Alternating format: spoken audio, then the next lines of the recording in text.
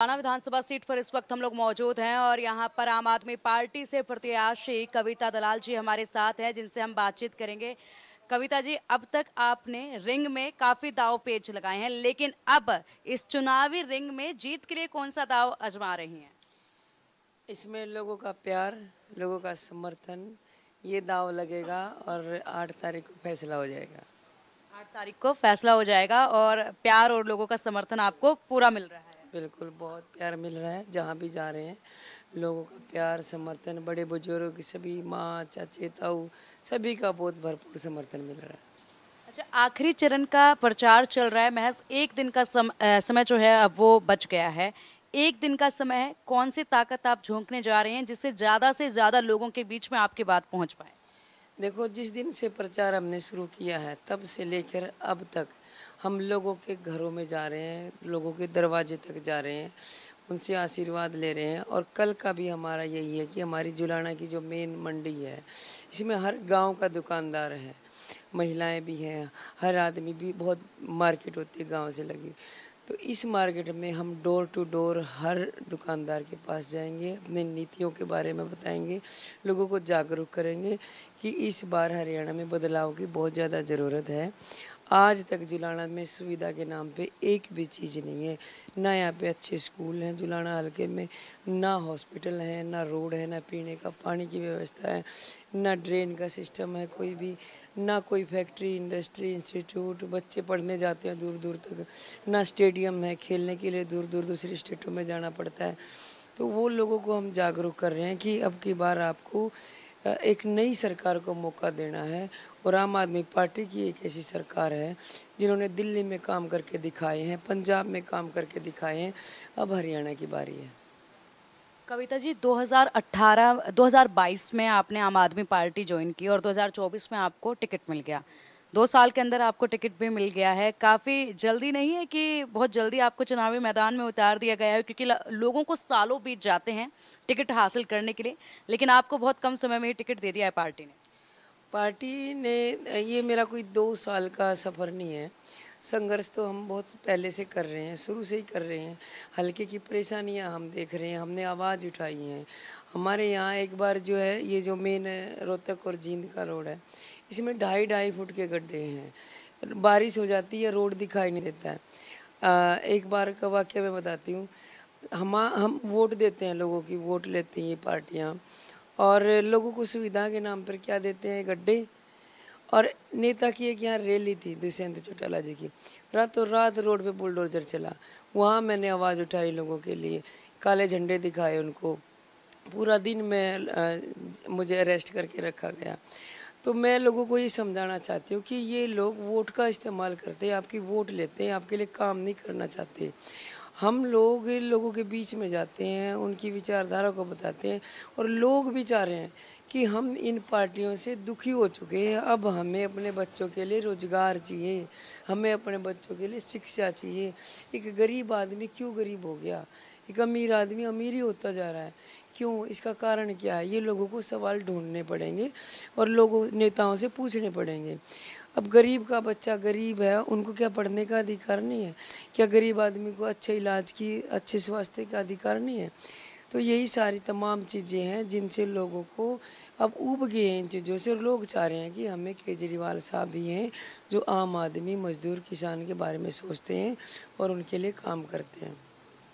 विनेश फोगाट जी भी खिलाड़ी हैं और आपके सामने चुनावी मैदान में हैं। और अगर बात करी जाए भारतीय जनता पार्टी की, तो वहाँ से कैप्टन योगेश बैरागी जी भी मैदान में है। किसे अपने लिए टफ चुनौती मानती हैं? देखिए, सभी अपनी अपनी विचारधाराओं को लेकर लोगों के बीच में जा रहे हैं, और आज का समय ऐसा है कि लोगों ने कांग्रेस का राज भी देख चुके हैं, बीजेपी का भी देख चुके हैं, एनएलओ का भी देख चुके हैं, जेजेपी का भी देख चुके हैं। आज तक कुछ नहीं बदला। अब लोग नया बदलाव चाह रहे हैं, हरियाणा में नई सरकार चाह रहे हैं, केजरीवाल साहब को मौका देना चाहते हैं, और यही लोगों ने मन बनाया हुआ है। विनेश फोगाट जब ओलंपिक्स में गई तो जो उनके साथ हुआ वो जग जाहिर है पूरे देश के सामने। जिस तरीके से महज कुछ ग्राम वेट के ऊपर उन्हें बाहर कर दिया गया, डिस्क्वालीफाई कर दिया गया, उसके बाद जनता की काफ़ी सहानुभूति उनके साथ देखी गई। क्या इसका प्रभाव आपके वोट बैंक पर पड़ेगा क्या? देखिए, कहीं ना कहीं लोगों की भावनाओं का गलत इस्तेमाल किया गया है, उसको राजनीतिक मोड़ दिया गया है। लेकिन मैं यही कहना चाहूँगी कि आप इन भावनाओं में ना बहें। एक परेशानी थी, हम सब लोग साथ थे जब वो जंतर मंतर पे भी बैठे थे, हम भी समर्थन करने गए थे, पूरा देश ने उनका साथ दिया। लेकिन अचानक से रातों रात राजनीति में कूदना और हवा में जो है रहना, लोगों की समस्याओं के बारे में जानकारी नहीं है, लोगों के बीच रहना पसंद नहीं करते हैं ये लोग। ये आज तक जो आज उनको डर महसूस हो रहा है जनता के बीच जाने में कि सिक्योरिटी लेके चल रहे हैं जनता के बीच में, इतनी दूर ये काम कार्यकर्ता आज उनके पास तक नहीं पहुंच पा रहा है। अगर आगे आने वाले समय में वो कैसे लोगों से वार्तालाप करेंगी, कैसे उनकी समस्याओं से वाक़या रखेंगी, कैसे लोगों से मिलाप कर पाएंगी, तो ये हल्के की जनता को तय करना पड़ेगा कि कौन आपके बीच का है, कौन आपके बीच में रह के काम करना चाहता है। और जनता समझती है, भोली है, भावुक है और बहुत समझदार है। अब की बार बेवकूफ़ नहीं बनने वाली। लोगों ने मन बना लिया है कि हमारे बीच की बेटी है कविता दलाल, बहुत पहले से हमारे लिए संघर्ष कर रही है। जहाँ भी जा रहे हैं लोग समर्थन दे रहे हैं, प्यार दे रहे हैं। आप बेटी हैं जुलाना की, तो विनेश फोगाट बहू है जुलाना की, और बहू बेटी के बीच में टक्कर है, और इसी बीच एक कैप्टन साहब भी हैं जो कि अपनी किस्मत आजमा रहे हैं। अगर बात की जाए तो हरियाणा में भारतीय जनता पार्टी और कांग्रेस के बीच में कांटे की टक्कर मानी जा रही है, लेकिन इसी बीच आम आदमी पार्टी जो है वो हरियाणा में नई पार्टी है और अभी कदम जमाने की कोशिश की जा रही है। क्या कविता दलाल को इस रणभूमि में आम आदमी पार्टी के नए होने का नुकसान उठाना पड़ सकता है क्या? देखिए, पार्टी नई नहीं है। हमारे हरियाणा की जनता ने दिल्ली में काम देख लिया आम आदमी पार्टी के, पंजाब में काम देख लिए, अब हरियाणा का नंबर है। केजरीवाल साहब ने जितनी भी गारंटियाँ दी हैं, दिल्ली में जो गारंटियाँ दी वो पूरी कर चुके हैं, ये सबूत है, सबूत के साथ पूरी कर ली। पंजाब में पूरी कर दी। हरियाणा वालों को ये विश्वास है कि केजरीवाल की गारंटी पक्की गारंटी होती है, झूठे वादे नहीं होते। और अब की बार हरियाणा में 5 गारंटी दी हैं केजरीवाल साहब ने। पहली, फ्री बिजली पानी, दूसरी शिक्षा की व्यवस्था करना, अस्पताल, अच्छे स्वास्थ्य की सुविधाएं देना, महिलाओं के मान सम्मान, उनकी सुरक्षा की गारंटी और रोजगार की गारंटी। ये 5 मुद्दे हैं हमारे, मेन 5 गारंटियां हैं और यही आम आदमी की ज़रूरतें होती हैं जो आज तक हरियाणा वासी इससे दूर रहे हैं। तो अब केजरीवाल साहब को लाना चाहते हैं और वही एक ऐसी पार्टी है जो आम आदमी के बारे में सोचती है। आप खिलाड़ी हैं और खिलाड़ियों को काफ़ी उम्मीद आपसे है, तो क्या कुछ खिलाड़ियों के लिए खास करेंगे अगर आपके ऊपर प्यार बरसाया जाता है जुलाना में? देखिए, हमारा हरियाणा खेलों में नंबर 1 है, लेकिन इसके साथ ही बड़ी दुख की बात है कि जहां आज हम बैठे हैं जुलाना में, हम भी यहीं से निकले हैं। हमारा लोग एक नाम है, एक पहचान है, खेलों में मान सम्मान बढ़ा पाए बड़े बुजुर्गों का आशीर्वाद से। लेकिन जुलाना में स्टेडियम है, ताले लटके हुए मिलेंगे, कोई ट्रैक नहीं है, कोई कोचिज नहीं है, बस फाइलों में स्टेडियम खुल गए हैं, लेकिन उनकी व्यवस्था क्या होनी चाहिए, उनमें कोचिज होने चाहिए, ट्रैक होने चाहिए।